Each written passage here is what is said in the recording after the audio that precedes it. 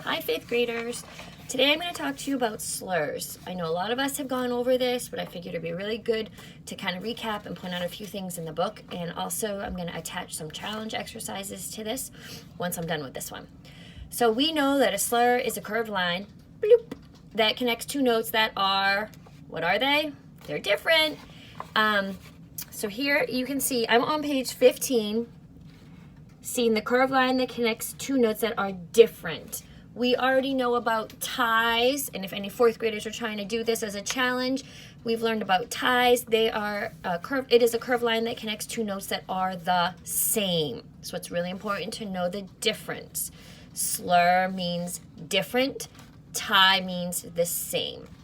Again, I'm looking on page 15. So if you want to get your instrument out and make sure you're looking on page 15 to follow along with me, that would be really great. I'm going to try to give you some examples of a slur using our 5-note scale. The most important thing about playing a slur is that you keep your air moving and you just move your fingers. You are not tonguing the notes. So you tongue the note, you move your air, and you move your fingers. You don't stop to retongue the note. A lot of you have the slur worksheet. It might be really good to pull that out and look at the box on the top of the page called the slur box, which shows you exactly what I just said. So first, let's talk about our 5-note scale, and let's slur the notes in our 5-note scale. This is something we don't really need music for. I'm going to play the first and second notes of the 5-note scale, tonguing, and then I'm going to play the first and second notes of the 5-note scale, slurring. Why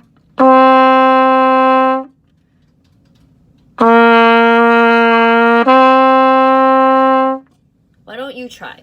Play the first and second notes, just tonguing. Ready, go. Ta, ta. Now play the first and second notes and keep your air moving and slur it. Ready, go. Ta. Now I want to play the 5-note scale going up in quarter notes, tonguing, and then going up in quarter notes, slurring.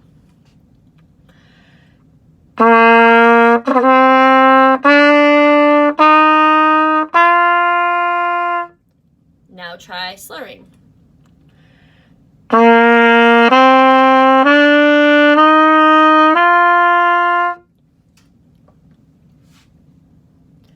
The hardest part about playing a slur is when you're reading the music, you only want to slur the notes that are marked.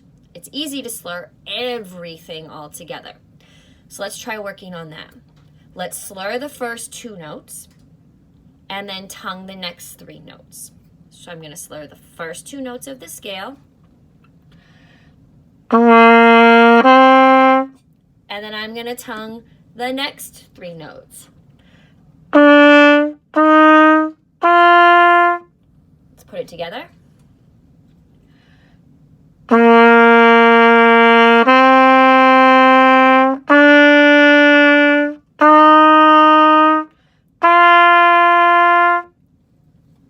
Let's try to play that in quarter notes. Same thing.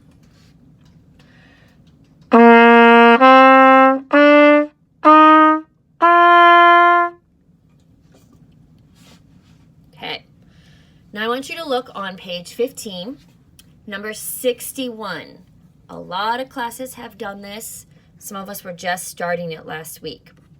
If you look at number 61, you see that there are a lot of slurs. Let's just isolate the slurs. That means we're going to go through each measure and only play the slurs. So look at measure 1. Point to it. I'm pointing to mine. The slurs are on beats 3 and 4. Let's just play the slurs. I'm going to count off so you guys can do it with me. It'll make it easier to follow along. Okay? So looking at measure 1, just play the slurs. Ready? Breathe. Good. Now look at measure 3.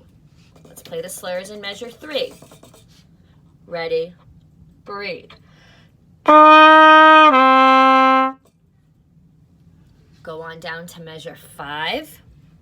If you look here, the slurs in measure 5 are different Anybody know why? Before the slurs were going down, now the slurs are going up.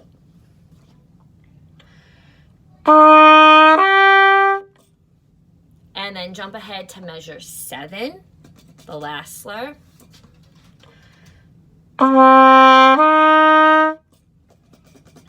Good.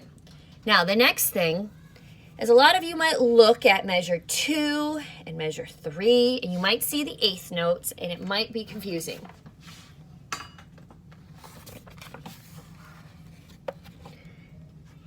There are no difference in counting between the eighth notes right here in measure 2 and what you're used to seeing in measure 1. The only difference is that they have connected all 4 eighth notes right here instead of just connecting them by 2. You would still count them the same way. 1 and 2 and 3. You can connect eighth notes in any group that you want. You can do it in 2, which is what we're used to. You can do it in 4, which you see right here. You can do it in 6. You can do it in 8. It just looks different, but it's nothing new. Before you play the song, look at the last measure. If you are a saxophone or a clarinet, the last measure is going to be where you have to adjust that bottom hand. Okay? Trumpets and clarinets, you're working on the low B. So the clarinet, the low B. Trumpet, second finger, low B. Alto saxophone, that's your low F sharp. Again, bottom hand with your second finger. Trombones, that's the low A in second position, very close to the bell. And flutes, that's also your low A, which we've done a lot of work with, and you also did it in 4th grade. So let's just play the last measure. We'll do it together, and then we'll put the whole song together.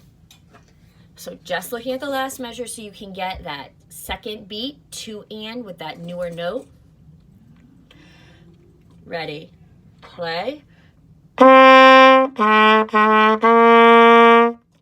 Okay, now let's try the whole song. If you want to listen to it once and follow along, and then you can try to play it afterwards.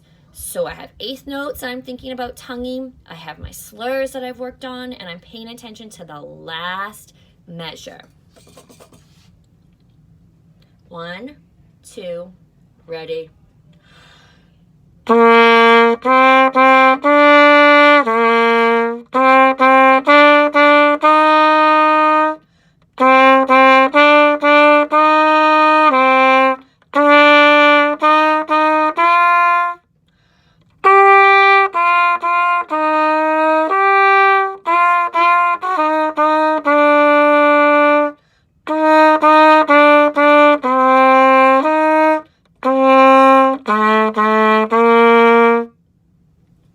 Good luck. If you work on the song, go ahead and have your parents email me a video of you doing it. Bye, guys.